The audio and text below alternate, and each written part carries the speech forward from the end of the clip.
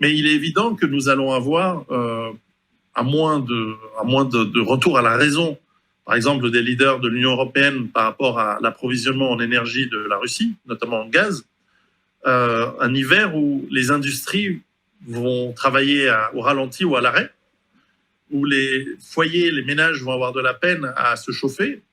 Et si c'est peu grave pour le sud de l'Europe, c'est très très grave pour les pays d'Allemagne, du Nord, de la Pologne par exemple, ou même l'Angleterre.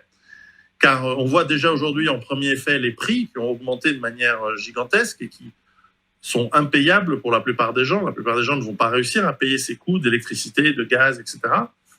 Et donc on va aussi avoir, justement, je parlais de ces révoltes, très possibles de la population contre cette mauvaise gestion de leurs gouvernants depuis 30 ans. Depuis 30 ans, l'Europe est extrêmement mal gérée. C'est de l'idéologie avant tout et non pas de la raison économique ou du pragmatisme.